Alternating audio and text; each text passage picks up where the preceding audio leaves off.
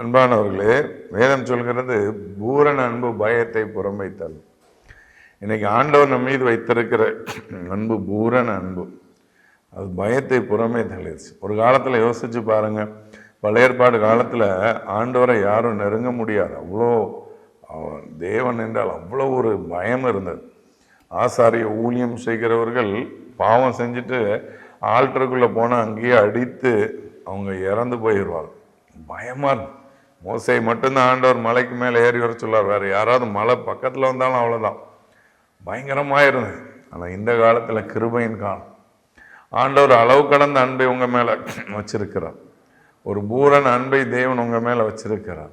பூரண அன்பு அந்த பயத்தை புறம்பே தள்ளிருச்சு.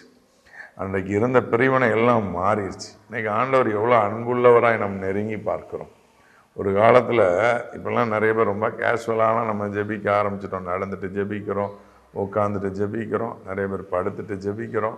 இப்படியெல்லாம் அன்பு மாறிடுச்சு. பூரண அன்பு பயத்தை என்ன பண்ணுமா, புறம்பே தள்ளும். உங்களுடைய வாழ்க்கையில் இன்றைக்கி அப்படிப்பட்ட அன்பை நாம் உடையவர்களாக இருக்கணும்னு சொல்லி கர்த்தர் விரும்புகிறார்.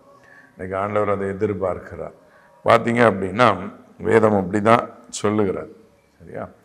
ஆண்டவர் உங்களை நேசிக்கிறார்.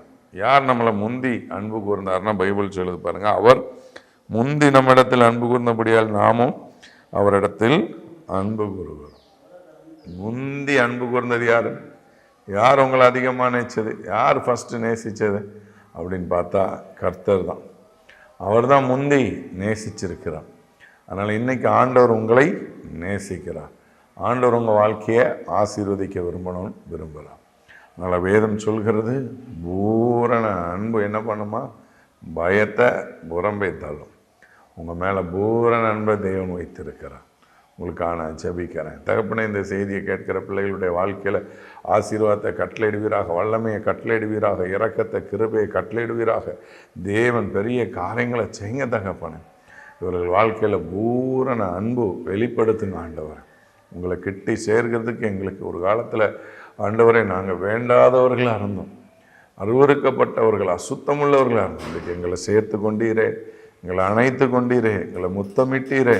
உங்களுடைய அன்புக்காக நன்றி செலுத்துகிறாங்க. பெரிய காரியங்களை செய்யுங்க. இயேசுவின் நாமத்தில் ஜெபிக்கிறோம் பிதாவே, ஆமென்.